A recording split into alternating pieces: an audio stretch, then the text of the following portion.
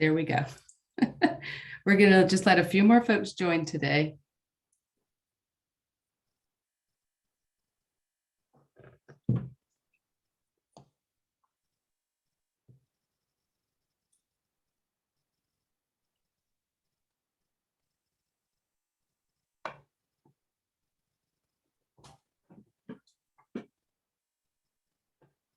All right, watching the numbers go up here.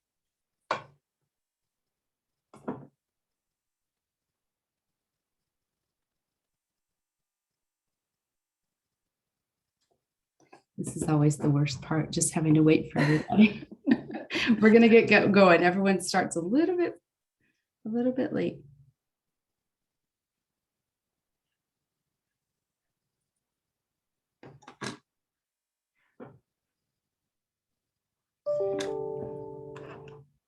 Okay. All right. We're looking like we have a quorum here. So,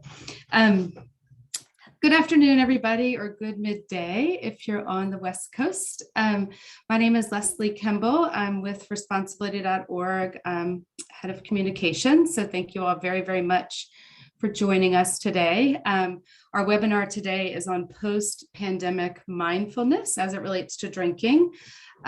We are closing in on the end of Alcohol Responsibility Month, which we celebrate every April or recognize every April. And so we're closing today. Yes, if you're joining the webinar, we can't see you. So I'll get to that in a second regarding questions. So thank you for that. Those folks who are adding into the chat. So responsibility.org has 3 missions. We fight drunk driving, we fight underage drinking, and we promote responsible consumption among those who choose to drink. And I think Ruby will add a lot of context around that choice to drink. And for some, obviously, we know that people should not drink. So we're looking forward to hearing from Ruby on that. And there is a chat feature. So you can either chat to the entire group, and that's public, everyone can see it. There's also an option to send it to just the hosts and the panelists. So that would be Ruby, myself, and then Erin Hildreth is running us behind the scenes today. So we will see that. If there's a question that you may have that you're not, comfortable with everyone seeing. So without further ado, I'll introduce Ruby Warrington. Thank you so much for joining us, Ruby. Ruby, we see her in the news all the time. We've been watching her for years now. So she's the author of Sober Curious and the Sober Curious Reset. We see her mentioned in the New York Times and the Guardian and the Telegraph. She's everywhere. So we're thrilled that she joined us today. And again, we will have time for Q&A at the very end. So I will pass it to you, Ruby. Thank you very much. Thank you so much for having me. Just checking you can hear me okay. And yeah. I'm not on mute. Okay, good. Thank you so much for having me, Leslie, and everybody who's here today. I'm so excited to speak to you all about the Sober Curious movement, which doubtless some of you are familiar with. Some of you might not have heard anything about the Sober Curious movement. So I'm going to give a bit of background about the movement, a bit about how I have seen it developing over the past 5-6 years and where I hope it's going. And I also thank you to responsibility.org for having me. I was so thrilled to discover that this organization exists, partly because I think we actually have a very similar mission. I think the mission of responsibility.org is very aligned with my sort of overarching mission with Sober Curious, which is, I suppose, first and foremost, to encourage in a non-judgmental, open-ended sort of forum type way, just more consciousness and more intentionality around our drinking choices. For so many of us, drinking is something that we're introduced to at a very young age as something that adults just do. And so many of us kind of go through our drinking years on autopilot in a way. And a big part of the Sober Curious movement is to sort of disrupt that and actually to encourage people to think before they drink, which is not something that we're necessarily taught or encouraged when we think about how we first encounter drinking and the drinking culture. And then within that, I think the bigger sort of overarching mission, which came up on a little pre-call that I had with Leslie and Erin yesterday, is to really help to normalize and to destigmatize the choice not to drink, regardless of why you might be choosing not to drink on that occasion, whether it's for the night, whether it's for an extended period of time, or whether it's forever. That shouldn't be anybody else's business, and it shouldn't be stigmatized. It should be encouraged, and it should be celebrated, and it should be accepted, and it should just be seen as another normal part of being a human being, making what are the right choices for us and for others in our lives as well. So within this, and I just wanted, before I go into the kind of origin story of Sober Curious, how I came up with that term, how the movement took seed in a way, I did want to speak a bit to this concept of responsible drinking, because again, when we were chatting yesterday, Leslie sort of asked me, and she was curious, I could tell, do you think there's any such thing as responsible drinking? And I've thought about this a lot over the past 24 hours or so. And in a way, if you think about it, responsible drinking is a little bit of an oxymoron, because I think when we're honest about it, a lot of us drink to set down our responsibilities. If you asked most people why they enjoy a drink, why they have a drink at the end of the day or have a drink on holiday, they'll say something along the lines of, I want to kick back and relax. I want to unwind. I want to take a load off. All of which also sort of feeds into, well, I want to be more social. I want to be more present for my friends. I want to feel more outgoing or happier. And a lot of the time, the responsibilities that we're carrying in life are what we want to set down, are what we want to just put aside for a night, just put aside for a weekend. And alcohol is something that allows us to do that. So I do think, given that alcohol is something that allows us in many ways, or enables us to be irresponsible, I do wonder if responsible drinking is even possible. But thinking about what I think responsibility could be, it could mean being so conscious and aware of the potential for harm, the potential for problematic drinking, the potential for abuse, that we are able to create drinking experiences for ourselves where we mitigate the risks and we minimize the potential for harm. So we take responsibility for creating safe drinking occasions for ourselves. I know that, combating drink driving is one of the big missions of responsibility.org. And I think that that's a really good case in point, making sure that you've got alternate plans for your transport before you drink, because you're not going to be able to be responsible for a car once you're under the influence, is an example of responsible drinking.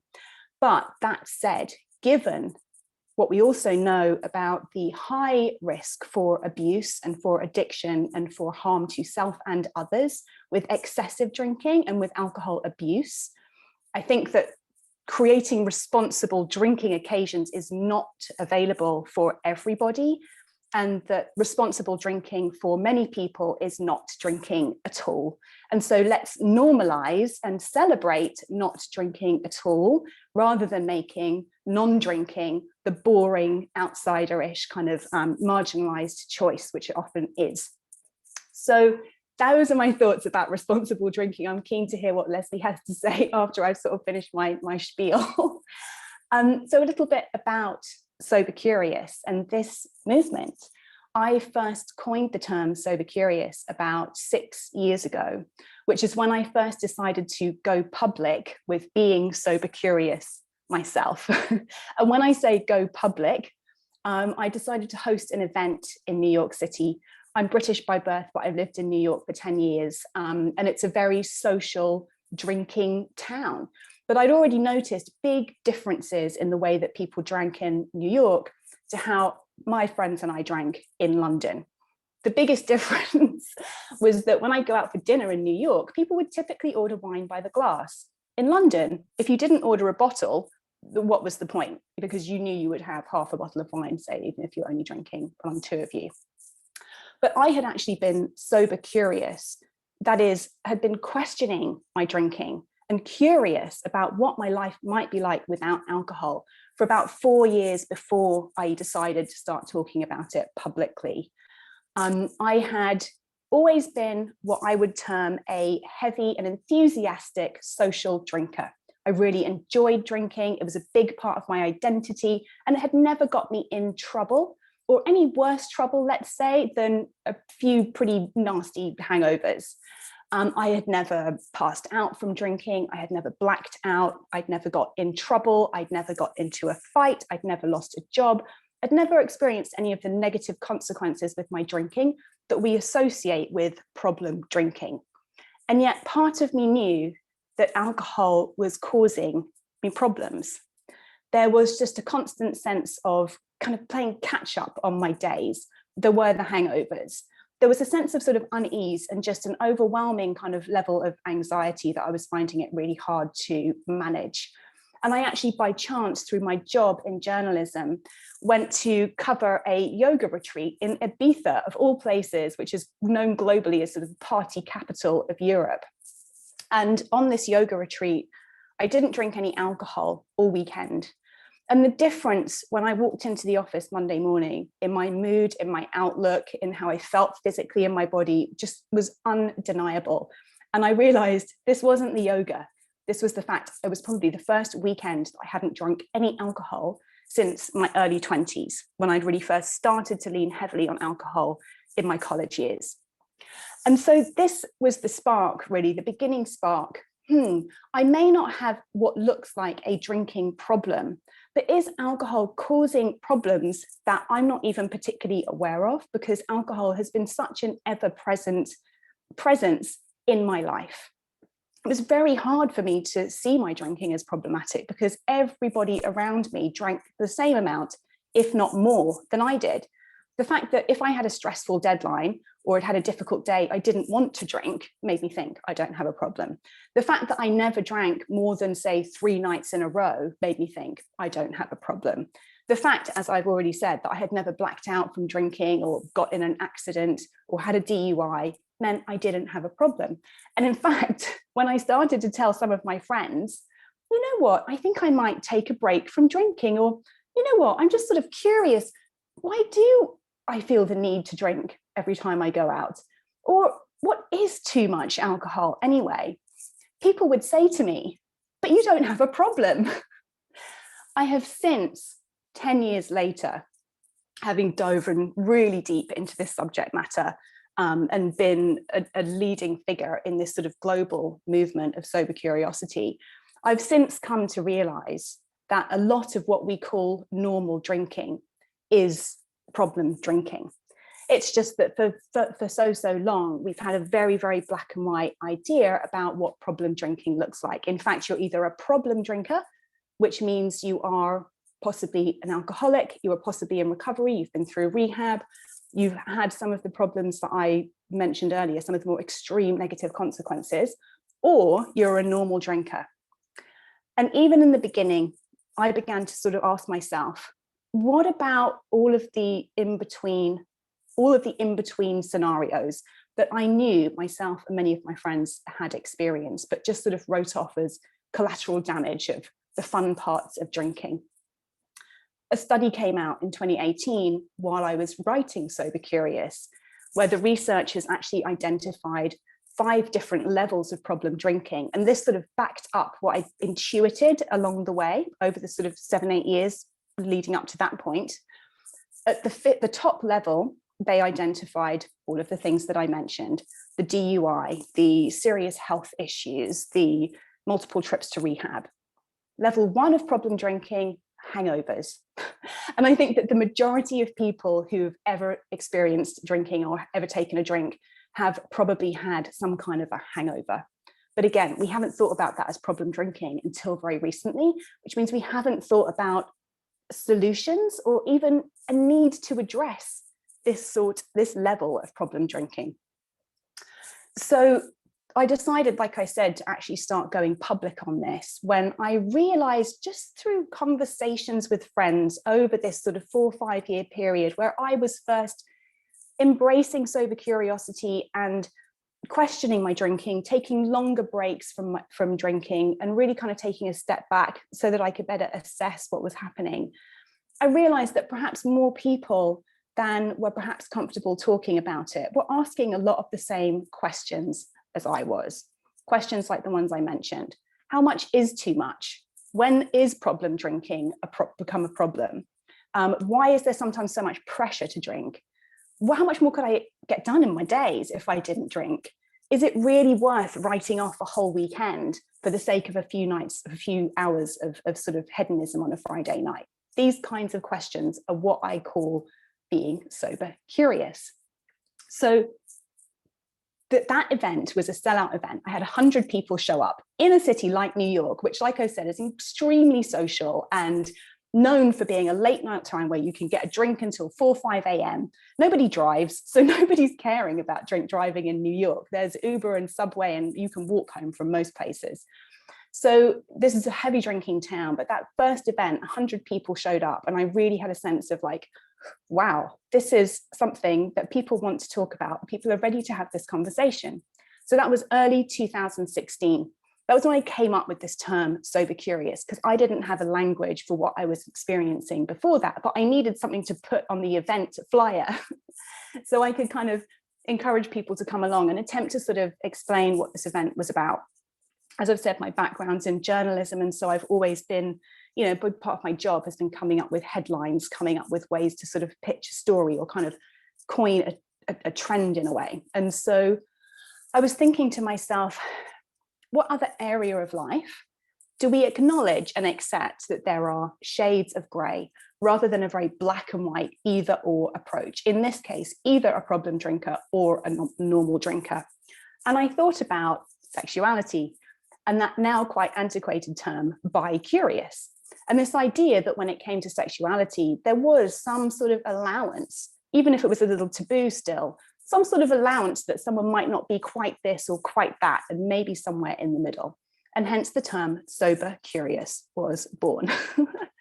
And so the term now, 6 years later, has really gone all around the world. It's captured the public imagination in a way that I could never have seen coming, which to me is not an achievement on my part, and it's got nothing to do with the conversation that I started having. I think that all I have helped to do is create language for a conversation that was already happening in people's minds and in private behind closed doors. I've given language to a process of questioning that many people have been engaged in, but didn't really know how to talk about. And so I think, yes, this is, you know, the success of Sober Curious is the fact that so many people were already sober curious before that term started being used. Now, of course, because it has taken off in the way that it has, traveled all around the world, there was recently a Japanese edition of Sober Curious that came out, which I'm very excited about, even though obviously I can't read a word of it. I've been told the translation is very good. But there is some confusion, I think, around what being sober curious actually means. I'm not the whole, you know, I don't necessarily claim ownership of anybody else's experience of being sober curious. There is zero dogma attached to this whole concept, but I do like to, when I can, at least kind of let it be known what my definition of being sober curious is. And so the official sort of language around that I use is that to be sober curious means to question or literally get curious about every expectation, every impulse, and every invitation to drink, rather than just going along with the dominant drinking culture because this is just what we do. Like I said, we don't have education around our drinking choices in school. All we're told is don't drink until you're a grown-up. What more tantalizing or glamorous message could be given to any teenager who's probably dying to grow up and be seen sophisticated and cool and part of the crowd, you know? So this is really about encouraging education, information, real-time kind of assessment based on our personal experiences. It's encouraging people to trust their own lived experience over the advertising messages and the marketing messages that we often receive about alcohol, both overtly and also subliminally in sort of advertising and advertising TV shows, movies, and just the way we see other people drink and the way that we see drinking being promoted. It's about really acknowledging the good and the bad, the highs and the lows, and acknowledging that, yes, all of us will experience some of the negative side effects of drinking along with the positives of drinking that we might be searching for. And that actually, if those negatives in any way start to outweigh the positives, or if there's even a risk of those negatives outweighing the positives, then it is within our power, ultimately, to choose not to drink. So that for me is what being sober curious means. I think that in some circles, it might be taken as meaning sort of semi-sober. You know, I've cut back, I have a drink now and again. It could mean that, if that's where your sober curious questioning leads you to. In other circles, it might mean sort of attempting to moderate drinking. And I have quite specific views on moderation. I might get into that in a little bit, and it absolutely could be. But ultimately, for me, being sober curious means really questioning your drinking so that you are the one who is making the right choices for you based on what you know you need, based on what is risky drinking for you, what is responsible drinking for you, and based on the circumstances that you might find yourself in. Now, what's been really interesting for me, and I never thought I would be this person. Like I said, I was a enthusiastic social drinking. It was a big part of my identity. I love drinking. I'd never had issues with it. I'd never had serious issues with it. I've got to a point 10 years after, a little over 10 years after I had that first experience of a non-drinking weekend, where I no longer drink at all. I've effectively chosen abstinence, even though I don't necessarily call it abstinence. More so through my own sober curious questioning, inquiry, intention, and by no means, of course, being part of this movement and a figurehead of this movement has sort of brought extra responsibility on my part, I suppose. But by being really honest with myself about why I was drinking, what I felt I needed alcohol for, and the actual reality of my drinking choices, I've got to a point where I've realized I don't need alcohol for anything. If I occasionally want alcohol, which I will assess on a case-by-case scenario, then being sober curious rather than sober serious does allow for a drink on occasion. And I'll mention this because I want to be transparent with you. For me, that means probably once a year I might have a glass of wine. Because the other thing I've realized is that now that I have a completely clean system and I've sort of untrained myself from the taste of alcohol, it actually has quite a negative impact. I don't really like the feeling of drinking. So the things that I used to use alcohol for, it's no longer a substance that I take any pleasure from. So for me, I've got to a point, and this was never my intention. It's just been a natural progression of getting really honest and really informed about my drinking choices, where I now choose not to drink. And some people might be going, oh, well, you have a drink once a year, that's still drinking. Yes, it is. But in the grand scheme of things, compared to how much I used to drink and compared to how much the majority of drinkers drink, it's very, very, very minimal, and certainly does not constitute anything like risky drinking for me anymore. So yeah, I do, however, so abstinence is not necessarily the goal. I'm not here to promote abstinence. Like I said, I'm here to promote awareness and destigmatization of conversations around alcohol abuse as well, around alcohol addiction. I have a podcast, the Sober Curious podcast, where I talk to all sorts of experts and individuals about their experiences of substance use, substance abuse, and sort of everything in between, to help to really kind of broaden the conversation about what addiction even looks like.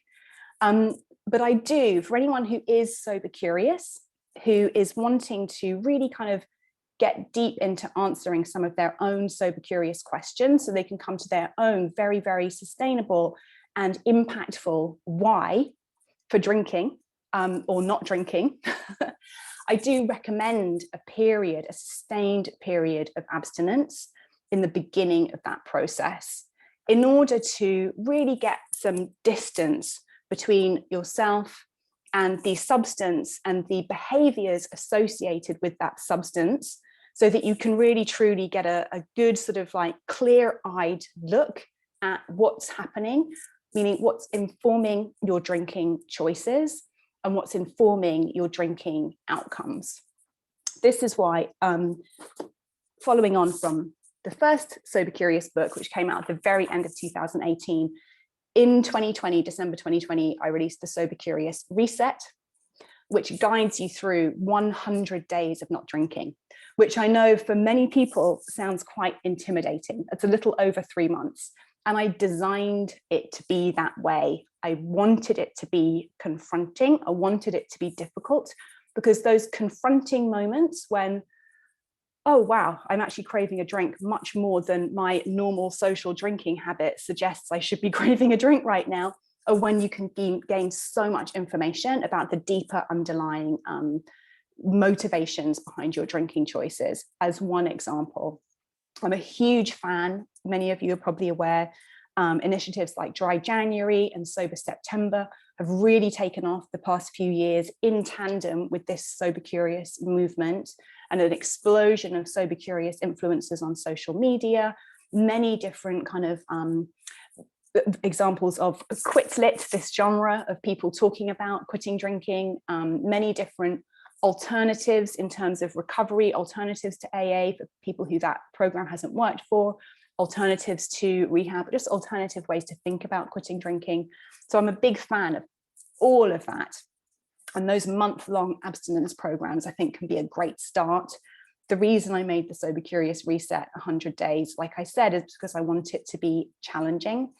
And from my experience, both personal and anecdotal, from the communities that I'm a part of, there are now almost 7,000 people in the Sober Curious Facebook group who are talking all the time about what they're experiencing while they're sober curious. The 3-month period is typically when it really starts to settle and people really start to feel a physical, mental, emotional sort of detachment from alcohol. There is some sort of science to back that up. There's an example I actually use in the book. It takes 90 days for the last traces of your last drink to no longer be detectable in your hair follicles, which I think is quite interesting and sort of dovetails with my intuitive sort of colloquial understanding that a 3-month break from alcohol is a really good starting point for making a sustainable shift to your drinking going forwards, whether that looks like abstinence for you going forwards. And many people complete that 100 days going, this feels fantastic, I'm just going to keep going and see how it goes. And many people complete the 100 days saying, I'm going to experiment with having a glass here and there and see how that goes. And very often, the people in that second group will find that that one glass here and there is still a slippery slope back to drinking more than they think is healthy or responsible for them, and will then typically maybe do another 100 days. And that was sort of how it went for me before I formalized it by putting it into this book. So I guess just a few more bits to sort of round up before I take some questions from Leslie and from people listening. People have often asked me, why now? Why is the Sober Curious movement taking off now? I think, like I said, partly it's because I came up with this term to describe something that a lot of people were already thinking. But actually, I think, well, why were people questioning their drinking? I think that the rise in awareness around wellness and practices such as mindfulness has been a huge driver of this movement. Over the past 10, 15 years, we've seen so many people just gathering so much information and awareness around what wellness means, around what's healthy lifestyle, around what feels good for them, potentially investing quite a lot of time, money, and energy into a fitness routine or a healthier diet. And when you're engaging in those kinds of practices and you're just becoming more healthful and more mindful in general, the negative impact of even a glass of wine starts to feel much more pronounced. If you're feeling better in other areas in your life, the fact that alcohol then has this toxic residue in our systems, regardless of how much we drink, is really, really hard to ignore. And I think for a lot of people, that's created some sort of cognitive dissonance between my goals for myself and my well-being and my drinking habits. So a lot of people were just questioning that and wondering, does alcohol actually still have a place in my life now that I'm more invested or more focused on my well-being overall? I think that part and parcel of this rise in awareness around mindfulness is a much more expansive, inclusive, and less stigmatized conversation about mental health and how our mental health is equally important to safeguard as our physical health, and that actually our mental health, particularly when it comes to stress and anxiety, can take a huge physical toll on our bodies also. There's just so much more literature and awareness around that mind-body connection now. And I think that for many people, they've realized that actually alcohol has been a way of self-medicating mental health issues such as anxiety, depression, but then actually it's probably not the most helpful or healthy way to medicate these issues. And now that it's easier and safer and there are more spaces for people to talk openly about experiencing anxiety, depression, etc., there is more space for conversations about what might be healthier ways to manage these conditions and these mental health issues. So I think those are just a couple of reasons that this movement has really taken off and why the world is so ready to have this much kind of more expansive conversation about responsible drinking. In terms of where the movement is going, it's been really incredible to witness this just keep going. I've had other books out before. I have another one coming out next year, and you expect, you know, a blip of publicity and kind of interest at the beginning when a book comes out. The publishers will say you have a year or so tail to be talking about this. And like I said, this book came out at the end of 2018. Here I am at the beginning of 2022, and it's just not really slowed down ever since then. If anything, I've just seen, not least, this huge industry around alcohol-free drinks options blossom and bloom during that time. So many new brands, so many new offerings coming onto the market all the time.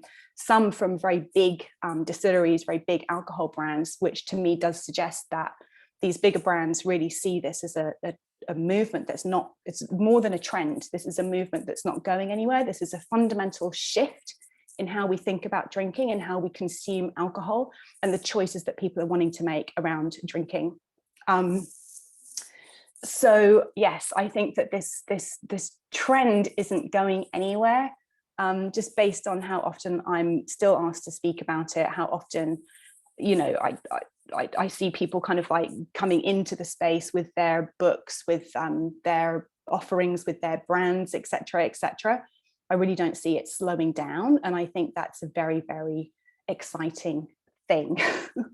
And the final thing, Leslie, that I'll mention, and I do want to get to questions, and perhaps this might segue into some of the questions that are coming up or some things that you wanted to talk about. I know that, you know, we're thinking about sort of post-pandemic, how have attitudes towards drinking shift? And that's something I've been asked a hell of a lot over the past couple of years, obviously during the pandemic. And I've really seen sort of, from my perspective, two camps in a way. On the one hand, people seeing this sort of break in the norm. Perhaps it's a break from normal working routines, perhaps it's a break from socializing in the ways that they were, as sort of a natural excuse to, oh, what a relief, I don't have to drink so much, and really enjoying how it feels not to drink so much and deciding to continue that and carry it on. And on the other hand, people who perhaps, like I used to, saw myself as a social drinker. I only drink when I go out, unable to go out and drinking the same amount, if not more, at home, often on their own, and realizing, oh, perhaps this is a more problematic for me than I had realized. Perhaps I'm more attached to alcohol as an escape, as a way of mitigating anxiety than I had realized. And perhaps there is something here for me to look at. And maybe I would benefit from looking at this and making some changes going forward. So I think both of those camps are examples of ways that people have got more sober curious during the pandemic, people realizing the benefits of not drinking, particularly when it comes to their anxiety levels, their sleep, etc., etc. Or people realizing, oh, I'm actually more attached to this than I had previously realized, and maybe I need to look at this. So I think the pandemic has shone a light on our drinking habits.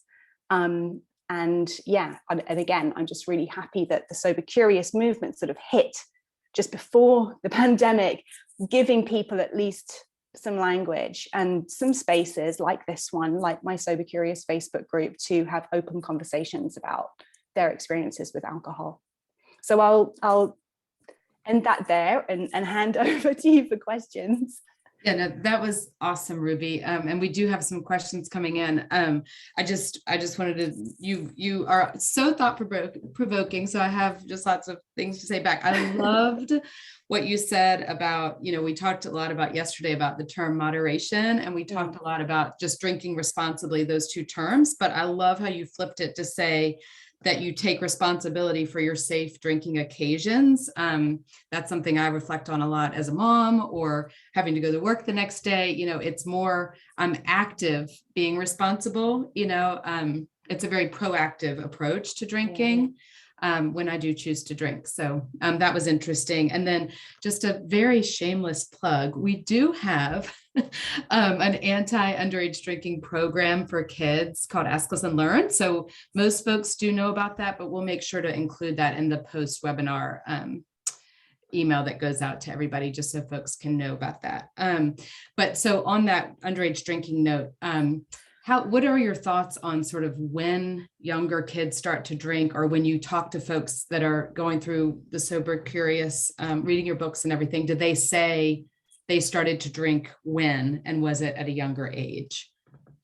There's a few things to say on that. My parents were very liberal, and they were quite European, I suppose. And so alcohol, I was offered sips of alcohol at the dinner table from about age 8 or 9, or a tiny bit of wine with some water.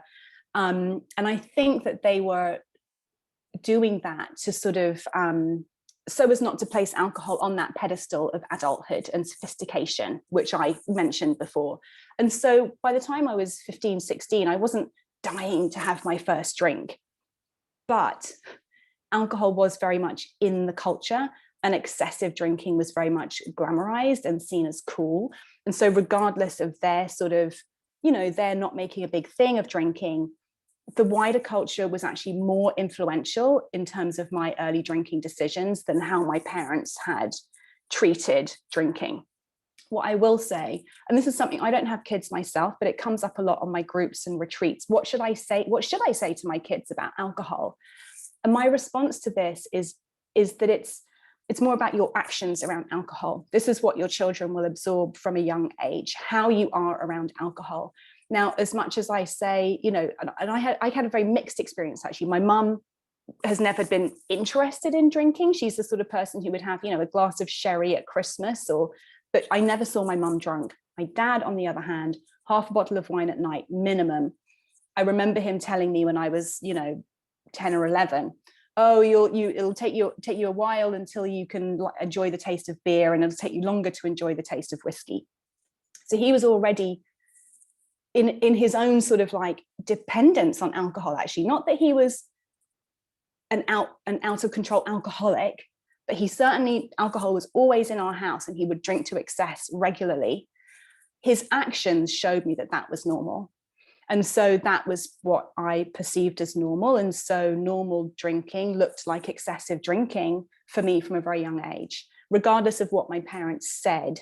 It was their actions, because like I said, I also had my mum who didn't drink at all. And so I think one of the reasons that my drinking didn't develop to a point where it was really heavily problematic is because I did have that other influence from my mum, who was much more, you don't need alcohol, like it's just something for a special occasion. It's just that special occasions for me became every Friday and Saturday night because that's what's in the culture. So I don't know, I think it's really mixed, but I do think that a lot of intentionality around your actions, and even how you're describing and talking about drinking with your friends and your partner, that's all being imprinted in your child.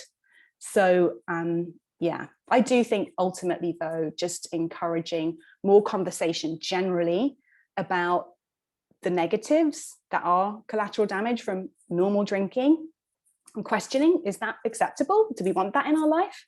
And more conversations about kids and mental health as well. I think all of that will help.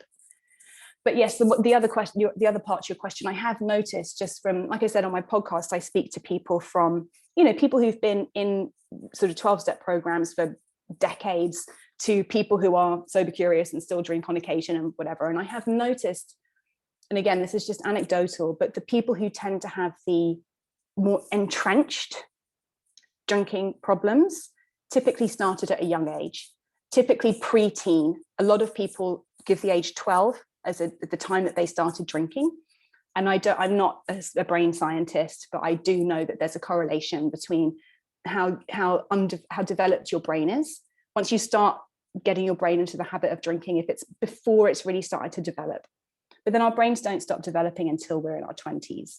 So yeah, all of that said, the earlier you start, I think the more likely you'll have a more deeply entrenched problem going forward. Yeah, agreed. And the data shows that too. Thanks, John. Right. Keen researcher Maureen in the chat here. Okay, so we do have two questions. One's coming from Katie. She says at the beginning of this, you mentioned that one of your goals is a non-judgmental approach. What are some tips for how you communicate that with people as you drink socially? Then we talked about this yesterday too. So I think, and your kitty's there. Hello, kitty. Oh yes, this is Larry. Yeah. I think I'm always very, I take a lot of pains to make sure that people know this is my choice, and it's not, and I'll even say, this is just me tonight, just you do you, it's absolutely great. Like, this is not a judgment on anyone else. I'm just not drinking tonight because I'm just enjoying not drinking. I'm taking a break. It's just not feeling great for me at the moment, whatever my reason is. And I try and be as honest as possible about my reason, although I also appreciate that that's not always appropriate or comfortable for people. But yeah, I think it's always just really owning this as like, this is my experience. This is something I'm doing for myself. And just even being outright, this is not a judgment on anybody else, but actually owning that, living that too, and realizing that just because I have had a certain experience with alcohol does not mean that anybody else has had that experience. What I perceive as looking like problem drinking for somebody else or excessive drinking for somebody else might not be causing them the same problems that it was causing me. And that's their journey, and that's okay. But I do believe as well that just by confidently owning your choice and living your life sober curious, you become an example for people without having to say anything, and so yeah, I do. It's about really kind of owning this is my choice. I love that. Okay, that was very helpful. And I wonder if this is there's another question here, that you mentioned the comparison between England versus New York and ordering wines, wine by the bottle versus by the glass. Is there some sort of psychological aspect of that? Does that help you just have a glass? I'm not really sure what they're getting at, but I wonder if she's asking if there's a trend to that, people ordering by the glass. I think that, when I was in my 20s in London, a lot of the bars introduced a 250 ml glass of wine. So that's a third of a bottle in one glass. And that became like, if you ordered a smaller glass, you felt shortchanged, like you would always have a large glass of wine. So before you know it, you've had a bottle of wine on a Tuesday night or whatever it is, And I've seen a trend even in the UK actually over the past few years for smaller measures. I think those large glasses might actually have been banned or are discouraged now, something like that. I haven't lived there for a while, but I know that the serves have got smaller. But I think it's more just a mindset in a way. That said, the addendum or the kind of other side of that observation about New York was that people would be more likely to order a martini or a mixed drink, partly because it's cost the same as a glass of wine and it has a much higher alcohol content. So actually, I don't know if people are drinking less. It was more an observation on the sort of volume, and that actually what is kind of technically binge drinking in the UK, because of the volume and the size of the drinks and the amount of alcohol that people are consuming, binge drinking is very, very normalized. Whereas I saw less of that when I moved to New York. And I also saw in New York, and again, it's a very progressive city. It's a very high achieving city. No, there would be no questions asked if I wasn't drinking. People just took it in their stride. And again, but in the UK, what? You're not drinking tonight? What's wrong with you? You're so boring. Oh, come on, just have one, join in. A lot more peer pressure. But that could also just be because these were my peers, whereas I was kind of no one knew anything about me in New York. So I could have, in a way, a fresh start and not be questioned, which was, a big bonus as I began to really kind of take a step back from drinking. So I don't know if that answered the question, but. Yeah, and the person can certainly follow up, and we're glad to answer that if not. And I guess she said, yes, it did. So thank you. And we do, we have had, there's a few folks who have just written to the host about, during the pandemic, their husband may have realized that they were drinking too much. I think there's a number of those stories out there. And so I think as we open up, do you have, as people go out to start to go back to parties or go back to bars, whatever it may be, social occasions, do you have any advice for folks that may be feeling awkward in those situations, more social situations? It's very interesting. Yes, I feel that anxiety. I've felt it myself. Let's say, as well. And this is one reason, and it isn't appropriate for everybody, but it's been a huge help to me. And I know it's a big help to lots of people who are sober curious. This is why I'm such a huge fan of the fact that there are so many alcohol-free options on menus and on supermarket shelves. So going to a gathering where I know people will be drinking, I will always take my 6-pack of alcohol-free beer. I'll put it somewhere, stash it in the fridge, knowing that no one else is probably going to drink it, and just having something to hold that tastes and looks like what everyone else is drinking. It's amazing, just the mental kind of placebo effect. And it also helps to kind of like stop some questioning, because questioning from other people, that peer pressure can definitely be one of the hardest things to be confronted with. So I'm a big fan of that. I'm so grateful that so many menus now actually are listing alcohol-free options. I actually often choose where I'm going for dinner or I'm going out. I'll look on the menu before I even go. And so I know what I'm going to order. So there's not that awkward moment at the table where everyone's ordering something and you can just say, oh, I'll have the, and just give the name of the beer. You don't even have to say the alcohol-free or whatever, So that is just a really practical solution. But I think that for anybody who has been able to use this period of sort of social distancing, literally, and a step back or a step out of their usual social routines to assess their drinking, and who has come to the realization that this would be a good idea, it would be a good idea for me to cut it out for a while, or just to seriously scale back. I always recommend and it's one of the exercises in the Sober Curious Reset, just write a list of all of your positive reasons for wanting to drink less or for not wanting to drink. Just literally write them out. Oftentimes when we're not drinking, we think we're missing out. It's framed as you're the one who's not having something, you're cutting something out, you're quitting. Whereas I like to flip that and really think about, well, what do I actually want to make space for in my life by not drinking? What feels good about not drinking? What are the positives of this for me? And you could write them on the notes app on your phone. So if you're at a social engagement and you're feeling the pressure, you can just like nip to the bathroom and have a quick read and remind yourself that this is all going to be worth it. Or you could have them on a sticky note on your refrigerator, or just somewhere to remind yourself, like, this is why I'm making this choice for myself. Because you will be challenged. You will be challenged by physical cravings. You will be challenged by peer pressure. You'll be challenged by social anxiety. You'll be challenged by anxiety. Ultimately, alcohol is not the solution to any of those things. The other thing I always like to remind myself, it's my mantra if I'm ever going out, you will never regret not drinking. I'm sure there are many people here who have regretted drinking on occasion, but you will never regret not drinking. If you end up having a quieter night or going home earlier, I guarantee you'll be able to wake up the next morning hangover free and look back and think, I actually had quite a good time.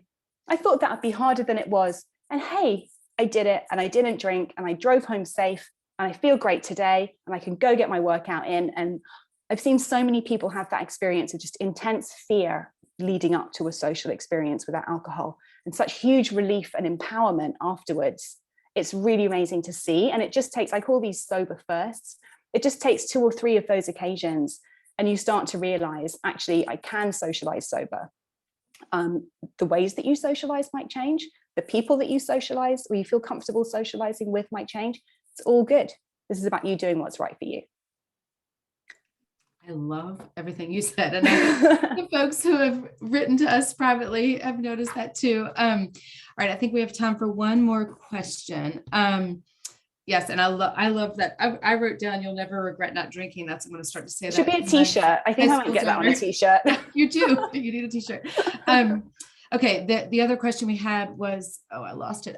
For children of alcoholics, have you found it harder for them to choose a sober lifestyle after having been a moderate drinker? It's so individual and so personalized. On my retreats, especially when we get a bit deeper into kind of people's motivations and drinking histories and things, I often see people who, having grown up in a home with alcoholics, very, very wary and very kind of not wanting to get involved with the drinking culture and kind of dealing with the pressure of that and dealing with the pressure of being an outsider. And I've seen people who've been, heavily influenced and have been caught up in the drinking with their parents, being told to go get a beer for dad out of the fridge at age 4 and having a sip, that sort of story. And so I just think it's very individualistic and very personalized. And that's the whole point of being sober curious too. Like I said at the beginning, there's no dogma. There's no do this, think this, get this result. This really is a journey of self-discovery ultimately. And it's about uncovering what works for you, what doesn't, uncovering those deep, often unconscious, often very emotionally driven motivations. I think for anyone who's grown up close to alcoholism and has seen the damage that it can do, the harm that it can do to the individual and the whole family system, actually, that can be a powerful deterrent. But then there's also a lot of messaging around alcoholism being genetic, and so maybe I have the alcoholic gene and it's more challenging. But yeah, I think ultimately it's very different for everybody. And just staying committed to really, really being honest with yourself about what is right for you and surrounding yourself with community who support and celebrate your choices is probably the most important thing. Awesome. That was a great answer. So I don't see any more questions. I have learned a lot over the past 2 days after talking to you. I've loved your book. Well, both the books actually. And so it's a selfish plug for those so that folks can read those as well. And also you do have a retreat coming up as well. Do you want to just say a little bit about that? Yes. So this is the first in-person retreat since the pandemic. I'm really excited. It's going to be at the Omega Institute, which is in upstate New York. It's just a short train ride up from New York. And it's the weekend of July 15th to 17th. So it's just 2 nights. We do an intro session and then a really intensive day and night, and then a kind of an outro closing session. So it's a short, deep dive into our deeper motivations. I mean, I really do stand by, and I think this is very true for a lot of people, if you can really get down to the deep why behind your reaching for a drink, and that might be different in different situations. Once you really know that why, what am I looking for in that drink? What do I perceive that drink's going to do for me? Then you can work backwards and say, well, if this is what I want, what are other ways that I can give that to myself? What are other ways that I can start to build that into my life? And from there, you've got the foundations for a very sustainable shift to that automatic drinking that so many of us do, that can lead to so many destructive and harmful situations. Yeah, indeed. It makes us all more mindful. Yes. Awesome. All right. Well, thank you very much, Ruby. And we will send out a copy of this just as a recording and with all these links that were in the awesome chat. But thank you so much. This has been a great closeout to responsibility.org's Alcohol Responsibility Month. So thank you very, very much. Everyone's saying thank you in the chat. Thank you everyone for coming, and thank you so much for having me. And now that I know April's my birthday month, so happy birthday. I will now always remember that it's Alcohol Responsibility Month and promote it heavily for you guys next year. Of course. Well, and we hope to work with you again. So this was awesome. I love that. This was really great. Thank you so much, Ruby. Thank you so much. Folks out there for joining us. Bye. Thank you. Bye.